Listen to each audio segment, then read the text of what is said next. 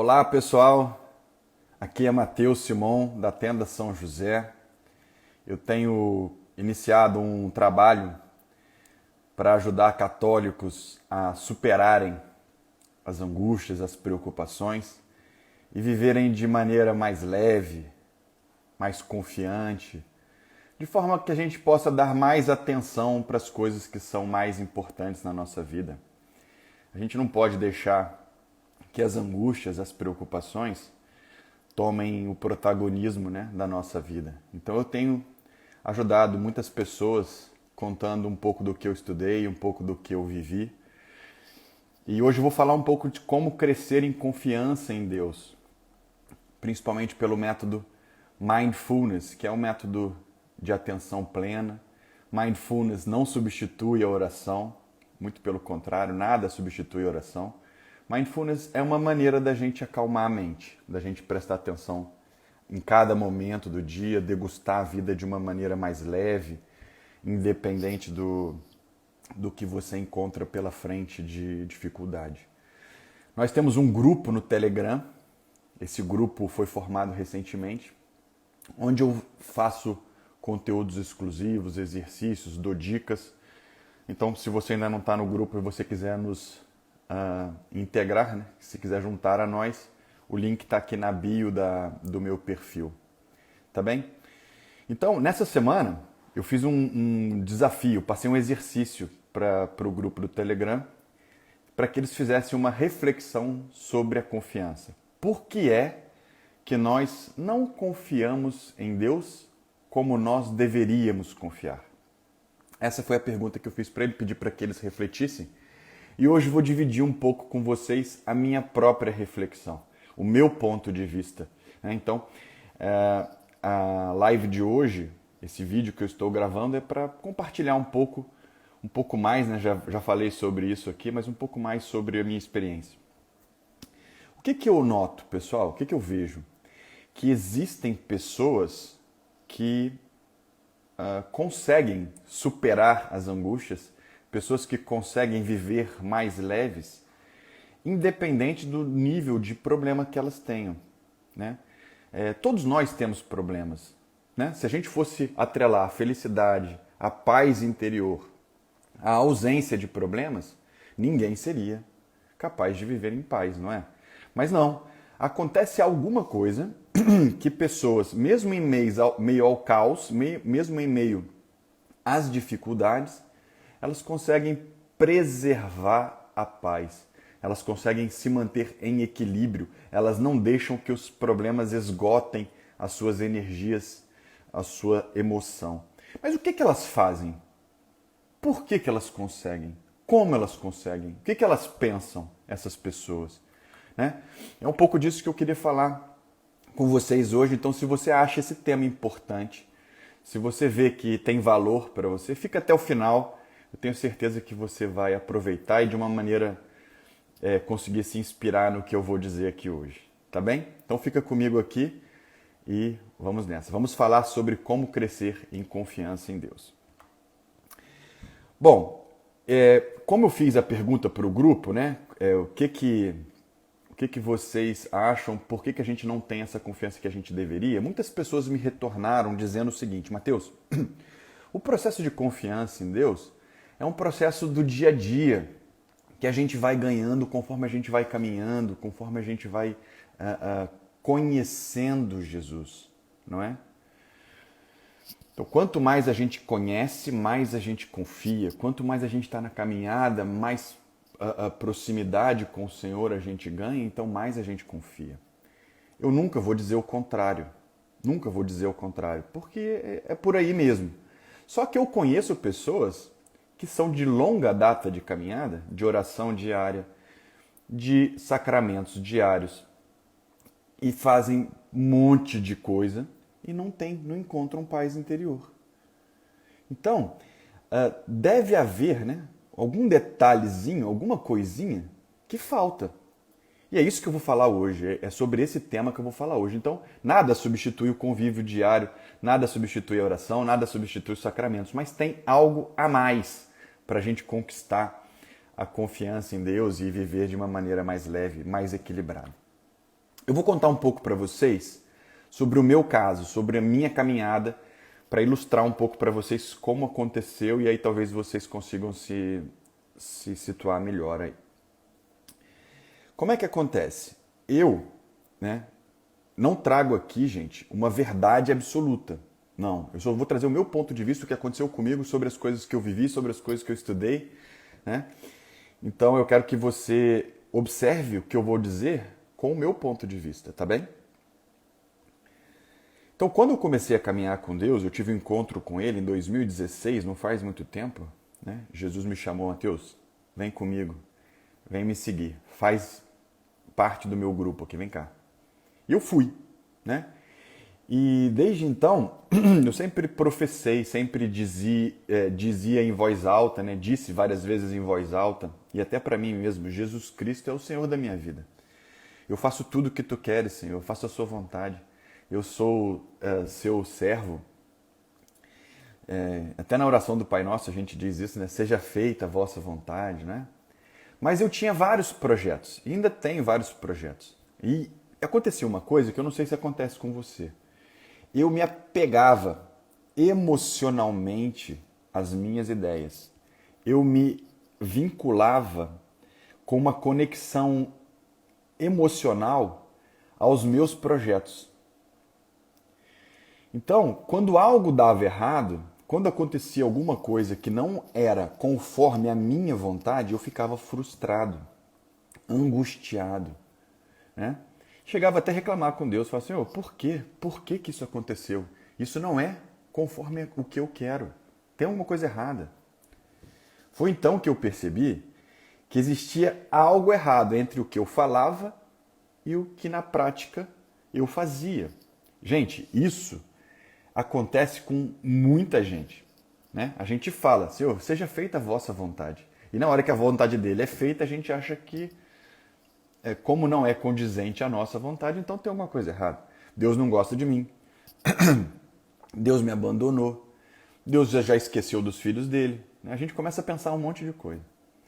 Então, como eu falei para vocês, eu dizia: Jesus Cristo é o Senhor. Quero fazer sua vontade, Senhor. Venha dominar minha vida, reger minha vida. Mentira. Mentira, uma grande mentira que eu contava para mim mesmo. Por quê? Porque eu queria ser o próprio Deus da minha vida. Eu queria reger a minha vida. Quem dá as regras na minha vida sou eu. Eu que escolho o que tem que acontecer. Não é Jesus. Bom, então eu vi que existia uma discrepância forte com isso, né? Quando a gente busca o controle, a gente perde confiança. Quando a gente tenta usar a nossa razão para entender o que está acontecendo, por que será que Deus está fazendo isso? Por que será que aconteceu isso? Não, eu tenho que resolver. Então você, de novo, está tentando conquistar o controle da situação. E reger a maneira com que as coisas funcionam. E não é assim que funciona na prática, né? O modo cristão de caminhar, de crescer em confiança, é você confiar mais do que controlar. E eu não me culpo, né, por ter passado por isso. Não, de forma alguma. É um processo natural que a gente amadurece. Só que eu observei que muita gente não consegue compreender que na prática não corresponde com o que diz nas orações, com o que diz na fé. Então, sempre que a gente começa a usar a nossa razão, nossa mente entra em ação para tomar o controle das coisas. Não adianta. Só que a nossa razão é limitada, não é? Nós tomamos para nós a busca da solução com os nossos recursos, com o que a gente entende, não é? E aí a nossa confiança em Deus vai embora. Eu vou dar alguns exemplos para vocês de como isso funciona na prática e vai ficar ainda mais claro o que eu estou dizendo. Eu tenho 4 filhos, né? Minha esposa está grávida do 5º, vai chegar mais um herdeiro aí. O João Gabriel tem 3 anos de idade, acabou de fazer, tem 3 anos e 2 meses. Tudo que eu proponho para o João Gabriel, ele topa, na hora, é de imediato. João, vamos no mercado? Vamos. João, vamos na padaria? Vamos. João, vamos jogar bola? Vamos. João, vamos fazer qualquer coisa que eu proponha para ele? Ele topa. O importante para o João Gabriel é estar perto de mim. A confiança dele em mim é plena. Não há desconfiança de que eu vá levar ele para alguma coisa que ele não goste, porque ele simplesmente quer estar perto de mim. Então sempre que eu chamo, ele vem. E o que acontece? Quando eu chamo a Júlia, que é a minha filha de 9 anos, ela pondera, né? Como qualquer criança normal da idade dela. Para onde você vai, papai? O que você vai fazer lá? Acho que não é para mim. Eu não quero ir. Né? Ou então, pai, mas não, agora não é a hora de fazer isso, vamos fazer depois. E começa a argumentar comigo, não é? Ela desconfia de o que eu estou propondo para ela não seja o melhor para ela. Entendem? Então o que acontece? E eu, como pai, tenho que respeitá-la. Eu não vou forçar a barra com ela. Eu sei o que é melhor para ela. Nossa companhia talvez pudesse gerar um papo agradável, uma instrução, né, uma coisa legal, mas eu tenho que respeitar. Você não quer vir comigo, filha? Não. Então fica aí, eu vou no mercado, eu vou na farmácia, eu vou onde for. Não é? Isso acontece também quando a gente vai levar nossos filhos para tomar injeção. A gente pega, talvez a Júlia que já entende, né? Ela vai meio contrariada, mas chega na hora, as crianças não entendem por que meu pai está me fazendo passar por isso, né? Mas eles confiam que no fundo a gente quer o melhor para eles e passam pela dor, choram, mas passam pela dor e a confiança permanece. Depois de uma injeção, o filho não fica revoltado eternamente com o pai. Ele volta. Ele entende que o pai fez aquilo por algum motivo. Mas vejam, conforme a gente vai usando a razão, a gente vai se afastando da confiança em Deus. A gente vai deixando que Deus não atue plenamente na nossa vida. A gente vai limitando a ação de Deus. Por quê? Porque nós aqui estamos no encargo de resolver, não é? Nós estamos querendo resolver a situação. Então vejam, é como as crianças que eu disse. Quando a gente começa a usar, perde confiança. Outro exemplo muito importante sobre como construir relacionamento, né? As pessoas falaram para mim aí durante a semana, não, Mateus, a confiança em Deus vem do relacionamento com Deus. A gente tem que se relacionar com Deus. Ótimo. Mas presta atenção no que eu vou te dizer agora. Quando você conhece uma pessoa, suponhamos que você está paquerando a pessoa, tá? Hipotético, vocês já passaram por isso, vocês sabem como é. E aí então você conhece, você, né, se abre na medida com que a gente vai conhecendo, vai se relacionando. Só que a confiança, ela depende de que a pessoa corresponda à sua expectativa. Percebe ou não? Vamos lá. Eu marco então com o crush às 19 horas lá no restaurante tal. Aí a pessoa não aparece e não me avisa por que não apareceu. É um exemplo, não é? Ou então eu contrato uma pessoa para trabalhar comigo, começa na segunda-feira, tá bem? Tá bem, a pessoa não vem. Qual é o nível de confiança que você vai dar para uma pessoa que frustra a sua expectativa? Baixa. Não é? É baixa. Por quê? Como ela não procedeu do jeito que eu queria que ela procedesse, então ela não é digna da minha confiança. Não é assim nas relações humanas, gente? Eu não estou falando nada de que você não saiba aqui. Só estou tentando refletir sobre como isso afeta o nosso relacionamento com Deus. Porque é a mesma coisa. Você aplica essa inteligência humana na confiança com Deus. Então o que acontece? Você vai crescendo em relacionamento com Deus. À medida com que Deus vai fazendo o que você quer, ótimo. O nível de relacionamento vai embora, vai para as estratosferas, né? Consolação, tudo que eu peço Ele me dá, ótimo. Só que Deus não dá sempre o que você quer. Ele dá o que você precisa. Se dor chega na sua casa, se alguma coisa atrapalha o seu dia a dia, mesmo sendo contrário à sua vontade, é o melhor para você. Deus conhece o que é melhor para você. Mesmo que os seus sentidos, mesmo que a sua razão não consiga entender que aquilo é o melhor para você. Certo?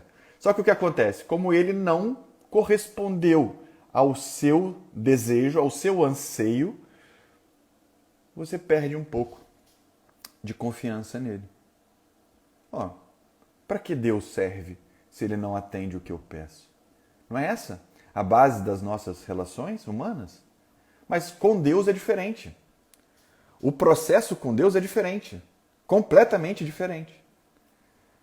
Isso está escrito na Bíblia, em um monte de passagem. Eu vou ler algumas para vocês agora. Um monte de textos indicando que nós não sabemos o que é melhor para nós. E que não tem por que a gente se frustrar quando Deus entrega algo no nosso colo que a gente não queira. Veja, o que acontece? Quando algo ruim acontece, quando a nossa expectativa fica frustrada, a primeira coisa que a gente desconfia é que Deus não foi o autor daquela coisa. Não, gente. Deus permite, ou autoriza, ou faz tudo de vontade própria o tempo todo. Tudo que acontece no mundo, toda a baderna que acontece no mundo está sob o controle de Deus. É baderna aos nossos olhos. Deus não perde o controle de nada, nunca. Nunca. Veja, nós não temos o controle da nossa respiração direito. Se acontecer algo, nosso coração para de bater. Quem garante que a gente vai acordar amanhã? Como eu posso ter controle sobre as minhas crianças que estão na casa do meu pai, daqui a pouco eles vão vir de carro aqui para casa? Algo pode acontecer, a gente não tem controle de nada. E a gente quer controle de tudo. Isso é uma balança que a gente precisa ponderar na nossa vida, porque vão acontecer frustrações. Mas essas frustrações são para o nosso bem, para o nosso crescimento, para o nosso avanço, para a nossa intimidade com Deus, para a nossa conversão, rumo ao céu. Rumo ao céu. Então nada deveria nos preocupar. Fiquei desempregado. Tem um porquê. Tem um motivo. Eu tenho que passar por essa cruz. Senhor, eu abraço essa cruz. Eu não vou fugir dela. Eu abraço essa cruz. Vou procurar outro emprego. Minha esposa vai ter que organizar melhor as coisas dentro de casa. Vou ter que me organizar melhor com as finanças para passar esse período de sufoco. Aconteceu uma enfermidade. Que Deus seja louvado na minha enfermidade. Não é? Que essa enfermidade venha para que eu consiga professar minha fé mesmo contrariado, ser exemplo para os outros, ser luz no mundo.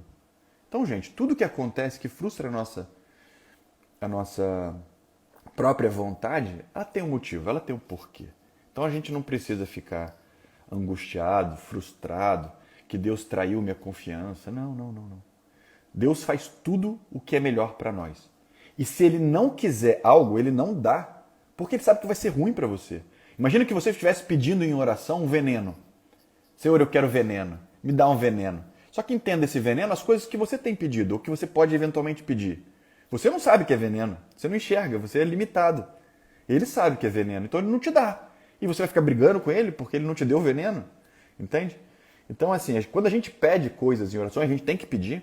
A gente tem que mostrar para Deus a nossa necessidade, porque nós não somos merecedores de nada. Então a gente pede para Ele como se fosse, né? Senhor, eu preciso disso. Me dá isso, me dá essa graça, me dá essa questão. E Deus dá na medida com que, de fato, Ele acha que vai ser melhor para nós ou não. E nós temos que pedir. Então, eu vou ler algumas passagens aqui para vocês que ilustram um pouco do que nós estamos falando. Tá bem? Olha, primeiro está em Salmo 32, versículo 8. Ele diz assim: Vou instruir você, indicando o caminho a seguir. Com os olhos sobre você, eu serei seu conselheiro. Palavra de Deus. Vou mostrar outra. Está em Provérbios, capítulo 3. Confie em Javé com todo o seu coração e não se fie em sua própria inteligência. Pense nele em todos os seus caminhos e ele aplanará as suas trilhas, as suas veredas. Provérbios capítulo 3, versículo 5. Depois, Provérbios capítulo 15.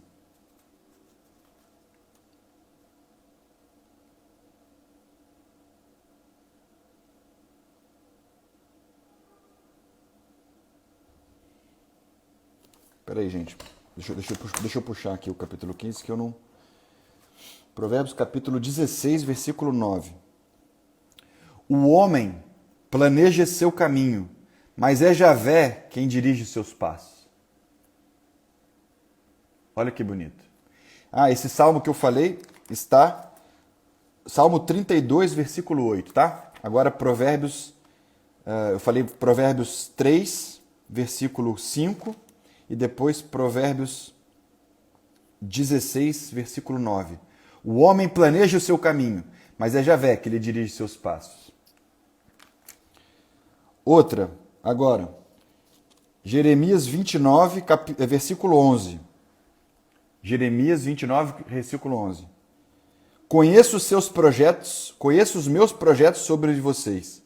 São projetos de felicidade e não de sofrimento, para dar-lhes um fruto e esperança.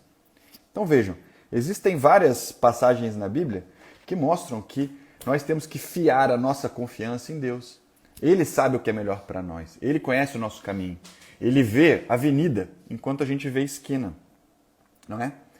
Então, para progredir em confiança, gente, é preciso relacionar? Claro.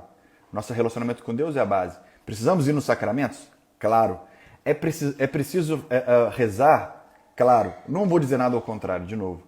Mas veja, é preciso que você também tome uma decisão. Eu vou confiar ou eu vou entender? Eu vou confiar ou eu vou controlar? Porque entender e controlar são contrários à confiança. Né? Jesus fala muitas vezes no Evangelho, não tenham medo, não sejam ansiosos. Muitas vezes ele fala e a gente não consegue caminhar com isso, porque a gente quer o controle. Essa é a chave da confiança que eu entendo que vai ajudar muito, né? E Jesus fala assim também, tenha um coração de criança. Às vezes a gente não entende isso, né? A gente tem que ser puro, então, parar de ver maldade nas coisas. Não. Ter coração de criança é não ter o controle, é brincar como meu filho de 3 anos brinca. Ele confia no pai. Não importa o que o pai vai dar para ele, se eu estou levando ele no médico, se eu estou levando ele num parquinho, não importa, ele está comigo. Isso é base para ele, isso é fundamental para ele. Isso preenche ele. Mas à medida com que a gente vai amadurecendo, vai começando a usar a razão, essa confiança, essa alegria de estar perto de Deus, vai reduzindo. Então isso é ter coração de criança. Parar de ficar entendendo, querendo entender, querendo controlar, eu confio. Senhor, apesar do que os meus olhos estão vendo, apesar disso não agradar o que eu estou observando, não agradar a minha própria vontade, isso é um desconforto para mim, eu sei que de alguma maneira o Senhor está agindo e que isso é melhor para mim. Vou falar para vocês rapidamente aqui 2 passagens do Evangelho para ilustrar um pouco isso que são muito pertinentes. A primeira está em Marcos, capítulo 4. Naquela época, Jesus disse para os discípulos assim, vamos para outra margem. Eles estavam na margem do mar, vamos para outra margem. Eles então entraram numa barca. Vou contar para vocês que fica mais fluido aqui, depois você lê lá na sua Bíblia. Marcos, capítulo 4, versículo 35. Começa no versículo 35, essa passagem. Jesus entrou na barca com os apóstolos e ele dormiu. Ele pegou um travesseiro lá e tirou um ronco. Falei, tá lá, tranquilo. Né? E eles foram para atravessar o mar. De noite, à tardezinha, veio uma grande tempestade. As ondas ficaram altíssimas. Eles ficaram muito assustados. Olha que grande prova submeteu o nosso Senhor, os seus apóstolos, aqueles que andavam com ele. Bom, se eles sabiam que Jesus era Deus, que Jesus era todo-poderoso, Pedro disse isso para Jesus, tu és o Cristo. Eles tinham visto Jesus curar, Jesus ressuscitar, enfim. Eles ficaram assustados com os ventos e com a fúria do mar. Ficaram assustados. Por quê? Porque o que os sentidos deles colhiam daquele momento remetia a um grande perigo. Remetia a alguma coisa que a razão deles não conseguiria controlar. Nós vamos morrer. Só que, se eles tivessem parado para pensar um instantinho só. Peraí, gente. Quem está aqui com a gente é Deus. Deus pode tudo que Ele quer. Deixa rolar. Nós vamos chegar na outra margem como Jesus prometeu. Nada vai acontecer. Vamos confiar. Não. Eles se assustaram e acordaram Jesus. Senhor, não te importa que a gente pereça? Não te importa que o nosso barco esteja afundando? Você não vai fazer nada? Aí Jesus levantou-se, olhou para eles, homens de pouca fé. E Jesus pondo a mão assim, impondo a sua mão, acalmou o mar e a tempestade se dissipou. Jesus controla todas as leis da natureza. Tudo está sob o jugo do Senhor. Tudo está sob o controle dele, por mais que a gente não perceba. Aí o que Jesus disse? Homens de pouca fé. Assim que Jesus acalmou a tempestade, acalmou o mar, um virou para o outro e disse assim: quem é esse que até as águas do mar o obedecem? Quem é esse? Então aí ganharam um pouco mais de consciência em quem era a pessoa de Jesus. Mas vejam, como a nossa razão nos assusta. Como ter o controle de tudo nos assusta. É claro, gente, que a gente tem que ter o controle mínimo das coisas que acontecem na nossa vida. A gente tem que sempre fazer a nossa parte, né? Mas quando as coisas extrapolam a nossa força, a gente tem que fazer como Santa Faustina, né? Ir ao colo de Jesus e ficar quietinho no colo dele. Senhor, eu não consigo com isso aí, ó. Eu não posso com isso, se vira. Eu sou seu filho. Eu sou seu irmão, Jesus. Sou filho do Pai, assim como você. Vocês se viram aí, eu não tenho como fazer. Isso é confiança. Isso é atitude de criança, né? Bem-aventurados aqueles que conseguem ter essa atitude, mesmo em frente aos grandes problemas, né? Bom, a segunda passagem que eu queria mostrar para vocês é uma passagem que está em João, capítulo 11, se eu não me engano, é de Marta e Maria. Marta e Maria tinham um irmão chamado Lázaro. Tá em João, capítulo 11. Marta e Maria, elas estavam com o irmão doente. Lázaro estava definhando. E elas pediram para avisar Jesus. Vai avisar Jesus que Lázaro está para morrer. E aí foram. Foram atrás de Jesus e avisaram Jesus. Olha, Jesus, seu amigo Lázaro está lascado. Está nas últimas. Jesus falou, então nós vamos para a Judéia. Outro lugar. Mas você não vai lá salvá-lo? Calma. Não agora. Vamos para a Judéia. Aí, enfim. Jesus não foi. Depois de alguns dias, Jesus foi a visitar Marta e Maria. Lázaro já tinha morrido, tinha 4 dias. Quando Jesus chegou, elas disseram para ele, Senhor, você foi capaz de fazer os aleijados andarem. Você foi capaz de fazer os cegos verem, de curar leprosos. Seria muito pedir ao Senhor que o meu irmão não morresse? Né? Questionaram Jesus. Se o senhor Aí olha só o que Marta disse para ele. Se o senhor tivesse chegado 2 dias antes dele morrer, ele não teria morrido. Olha bem o que Marta está falando. E Maria repete a mesma coisa, Senhor, por que o senhor não chegou antes? Por que o senhor não chegou antes? Para resolver esse problema? Veja quais são elas dando instrução para Deus. Né? Eu me pego fazendo isso direto, gente. Eu não sei se vocês fazem a mesma coisa, mas eu indico para Deus exatamente o que ele tem que fazer. Senhor, faça isso, faça aquilo outro. Né? E quando ele não faz, a gente fica frustrado. Em vez de rezar assim, Senhor, seja feita a sua vontade, eu vou aceitar o que o Senhor tem para mim. Eu quero isso. Né? Se possível, passa de mim esse cálice, mas não seja feita a minha, e sim a sua vontade. E eu vou abraçar o que o Senhor me der, porque eu sei que é melhor para mim. Por mais que a minha inteligência não diga isso. Mas olha o que Marta e Maria disseram para Jesus. Se o Senhor tivesse chegado 2 dias antes, tinha salvo Lázaro. Ou seja, humanamente, pensando, aquela solução não tinha... Aquela questão não tinha solução, porque ele tinha que ter chegado antes de morrer. Morreu já era, né? Mas ainda Marta disse para ele assim, Senhor, eu creio que mesmo agora o Senhor pode dar solução nisso. Um passo de fé de Marta. Mas vocês entendem como a nossa cabeça funciona? A gente às vezes diz para ele, por que o Senhor não resolveu essa questão? Então significa que agora não tem mais solução? Não, tem solução, tudo tem solução. Nós temos que olhar para a vida eterna. É o que Jesus disse para Marta. O seu irmão vai ressuscitar, Marta. Aí Marta falou, vai ressuscitar no final do tempo, né? Quando a ressurreição dos mortos. Ele falou, não. Eu sou a ressurreição e a vida. Todo aquele que crê em mim viverá. E Jesus foi e ressuscitou Lázaro. O que foi um grande espanto para todo mundo que estava lá. Tinha muita gente lá. Né? Ele pediu para que rolassem a pedra e chamou Lázaro. Lázaro, vem para fora. E Lázaro foi. Né? Tinha morrido, tinha 4 dias. Então vejam, Jesus pode o que ele quer. Até mesmo quando a gente põe ponto final nas histórias, Jesus vai e desfaz o ponto final, põe uma vírgulazinha e segue escrevendo a nossa história. Não ponha você ponto final onde Jesus pôs vírgula. Às vezes não é o fim. E você acha, na sua razão, que é o fim. Substitua o controle, substitua a sua razão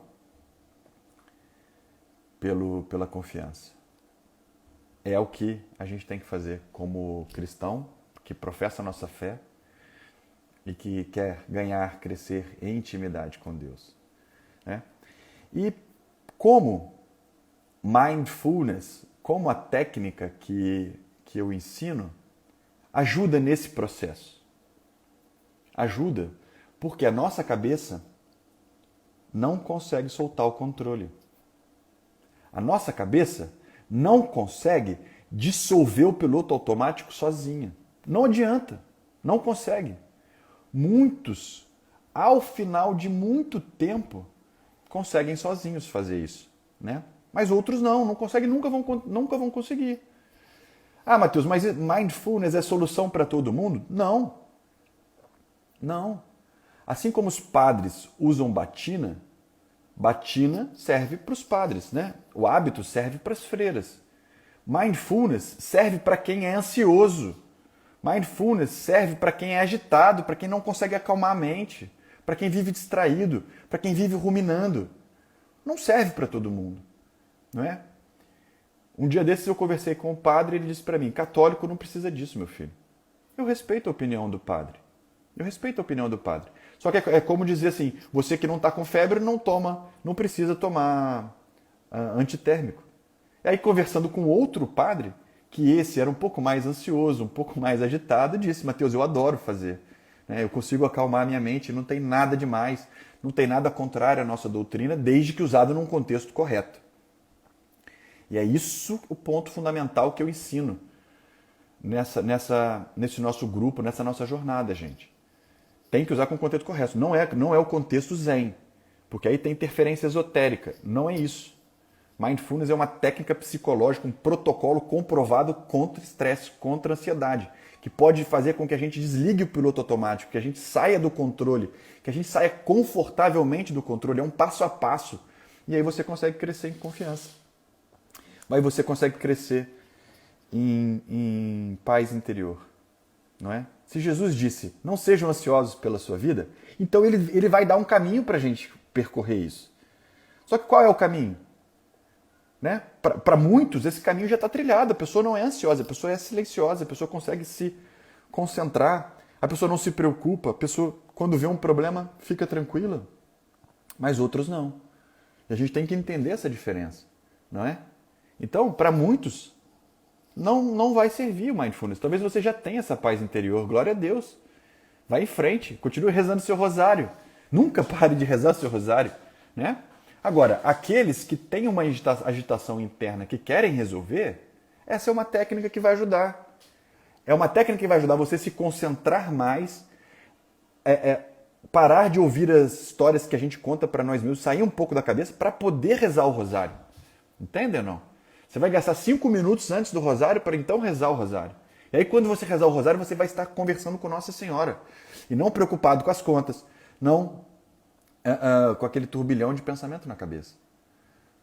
Então é isso que eu queria deixar para vocês. Abandonem o controle. Fiem a sua inteligência na confiança em Deus. Ele sabe o que é melhor para nós. Se você tem dificuldade em abandonar o controle, em sair do piloto automático, eu posso te ajudar. Temos um grupo do Telegram, entra aqui, tem um link na bio. Vamos falar sobre isso cada vez mais. Esse é o objetivo que eu tenho como missão e já estamos colhendo resultados, né? Algumas pessoas já estão escrevendo de volta dizendo que gostaram, que estão se sentindo mais leves, mais calmas, né? Sobretudo depois de fazer os exercícios. Então, gente, para terminar, eu queria deixar para vocês uma última palavra, e essa palavra é muito forte, e ela diz exatamente o que eu estou dizendo, só que aqui quem está dizendo é a palavra de Deus. Eu vou ler para vocês esse trecho aqui, para que vocês levem aí no coração de vocês durante essa semana essa palavra.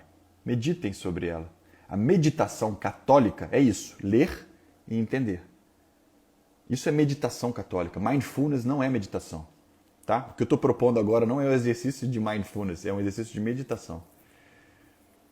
Vejam o que diz a palavra de Deus em Filipenses, capítulo 4, versículo 4. Fiquem sempre alegres no Senhor. Repito, fiquem alegres.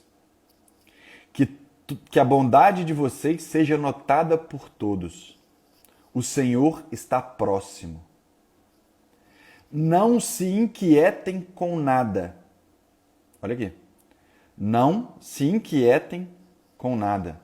Apresentem a Deus todas as necessidades de vocês através da oração e da súplica em ação de graça. Então a paz de Deus, então a paz de Deus, que ultrapassa toda compreensão,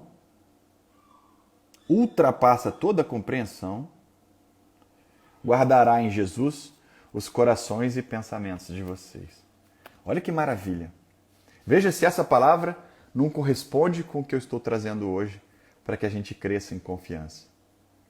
Medite sobre isso. Leia esse versículo essa semana algumas vezes. Está em Filipenses, capítulo 4, versículo 4. A paz de Deus, que ultrapassa toda compreensão, guardará em Jesus os corações e os pensamentos de vocês. Então que essa alegria que a carta de Filipenses traz aqui, fiquem sempre alegres, que a alegria do Senhor seja a força de vocês. Que a alegria do Senhor seja a sua força. Né? Deus abençoe, tenham uma excelente semana. A gente se vê. Tchau.